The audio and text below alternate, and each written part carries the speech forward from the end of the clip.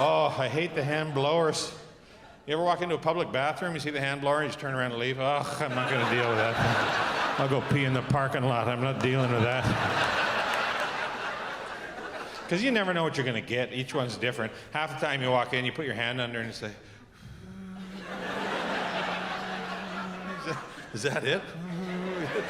Yeah, no, you guys go ahead. I'll have to meet you there later. This is... I got the emphysema 3000 here. This is a good model. Prince George is in for a real treat on September 25th when a Canadian comedy legend comes to town. You might know him best for his role starring in Corner Gas, a creation of it altogether. Mr. Brent Butt, so lucky to have you joining us on the program today. How's it going? Going all right. No complaints, except I didn't clear my throat before the interview. What a terrible way to start. Blame the wildfire smog. Yeah, that's what it is. But you're coming here to Prince George September 25th at the CN Centre, all part of the 30th year celebration of the CN Centre, the creation of it here in Prince George. And I believe you've been here a few times before. Have you ever performed at the CN Centre? Never at the CN Centre, no. Not to my knowledge, anyway. If I did, I had too much to drink and have no memory of it. That's how every great Prince George story goes. Yeah, happens all the time. I got to ask here to kind of, start things off here because we were talking about it. You don't do a lot of long tours anymore. You're a Vancouver guy, just a laid-back, chillin' Vancouver guy, but you're coming up here for a very special show. What are you looking forward to the most getting on the stage? Well, I'm there with a couple of really funny comics who I really enjoy spending time with and watching perform. So that's going to be a blast. For me to be able to not only do my show and have fun, but actually go sit in the wings and enjoy the other comedians. That's always a lot of fun because a lot of the time I'm just touring by myself or touring with a buddy of mine who, I know all his stuff. I know all his material. So it's great. Like when you get a chance to work with other comedians that crack you up, you sit in the wings and watch. And also it's just going to be fun. It's a nice big room. I don't know, 4,000, 5,000 people maybe could be there. Yeah. Should be a blast. Should be a real party. So as being, of course, you've been in the comic game for a long time, whether it's on TV or off TV, growing up in Saskatchewan. What is it like to see other people trying to make it, like Alex McKenzie, you talk here in Prince George as part of your production, trying to make it in the comedy world? What is it like to see young comedians coming up through that? It always warms my heart. I think we're in a real boom time for Canadian comedians. A lot of the young comedians coming up now, as opposed to when I started in the late 80s, you certainly weren't getting rich, making a lot of money, but you could squeak out a living. It was sort of a comedy boom, and there was enough gigs that you could kind of scrape by. Well, the comedy boom died a long time ago. So comedians that are coming up now, they're really doing it for the love. They're really doing it for the art and for the craft. And as a result, when I go down to comedy clubs to work on new material or something, and I watch the young comics coming up now, I'm blown away at how original, such original, unique minds that are out there. I think the Canadian comedy landscape is in good shape. Why do you think Canada is so good at producing comedians? I mean, yourself, we're talking about Martin Short, Jim Carrey. Like, why? Why do you think Canada is such a great place to be for comedians? I don't know, other than I think we're sort of culturally, if you look at where we're located, culturally and geographically. So we're sort of in between Britain and America.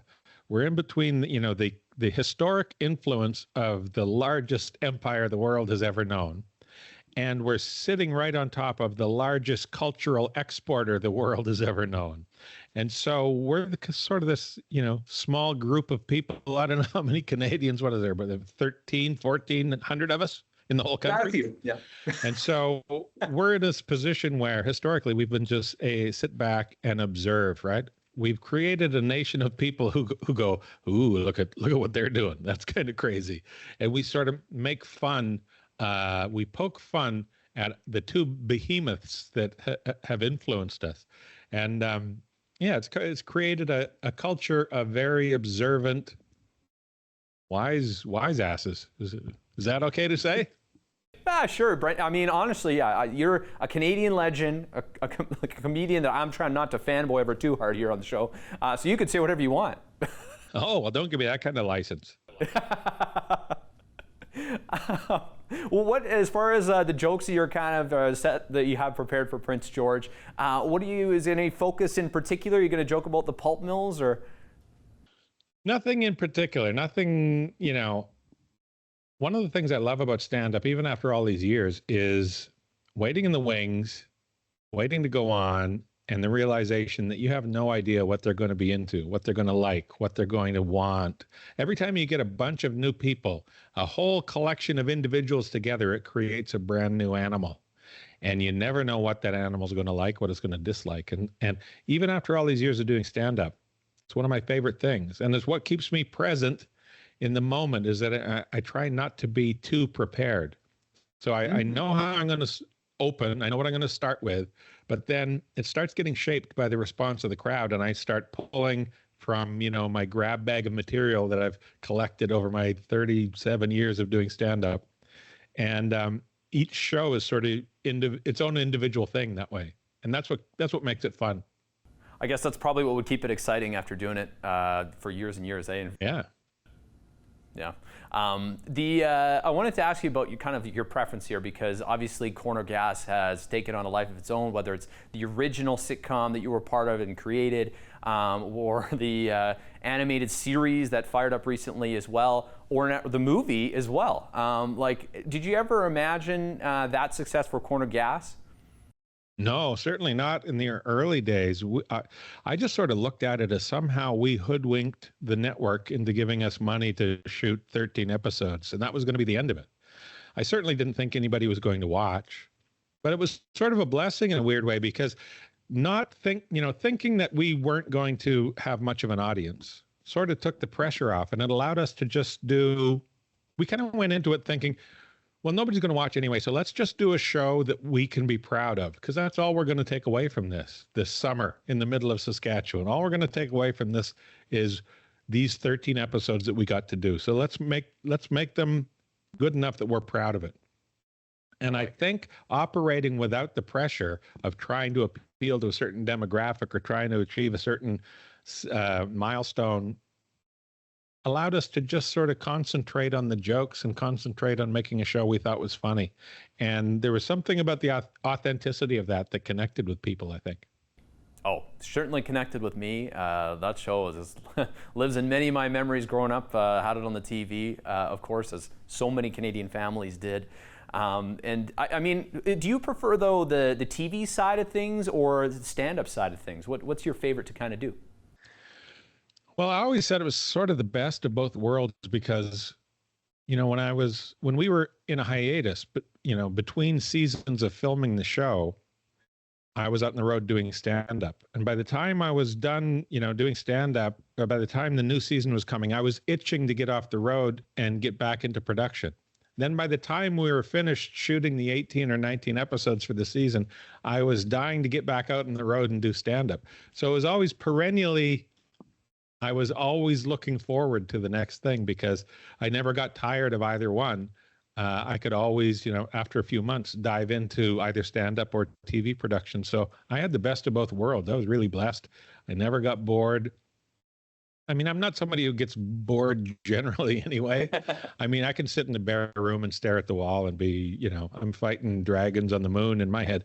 So, but it was a nice blessing to always be looking forward to the next thing.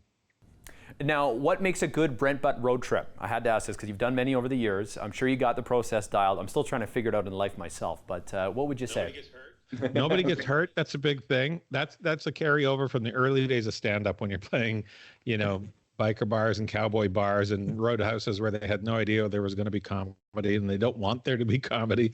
And so you're in grave physical danger doing your show. So as long as nobody gets hurt, it's a win. If the check clears, that's another win. The rest of it is all just gravy. It's still, after all these years, it's still my favorite thing to do, get up on stage and do stand-up. I love it.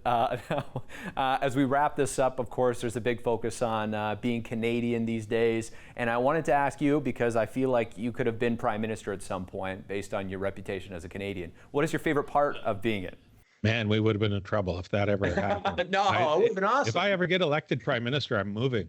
I'm like, oh, that country's done for. I'm getting out of Dodge. Sorry, what was the question? I just had a moment of panic about being the prime minister. It's too much pressure. What's your favorite part of being Canadian?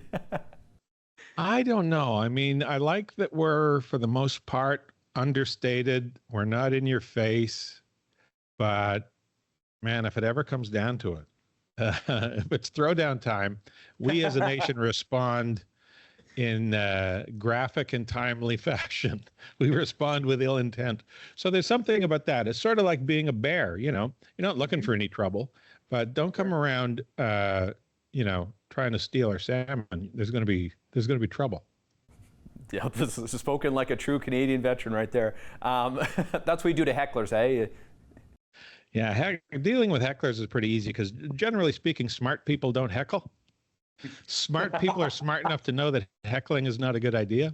And so really you're up against somebody who's not very bright, usually drunk, and you're amplified and they're not. So it's pretty easy to stomp them. I usually just let them talk for 30 seconds and they make such a bonehead of themselves that they crawl out into a corner somewhere. I don't wish hecklers upon you when you come here to Prince George, but I'd love to see you stomp one anyway. Well, if it comes down to that, if it has to be done, I'll do it. Deal. Awesome. Thanks so much for spending the time to chat today, Brent. Of course, you're a real Canadian treasure. And yeah, just so honored to have you here on the show and can't wait to welcome you to Prince George on September 25th at the CN Centre. Folks, be sure to get your tickets at Tickets North and come support a true Canadian legend and celebrate comedy together because there's no better way to do it than with you, Mr. Brent Butt. Thank you. Well, thank you. Nice talking to you.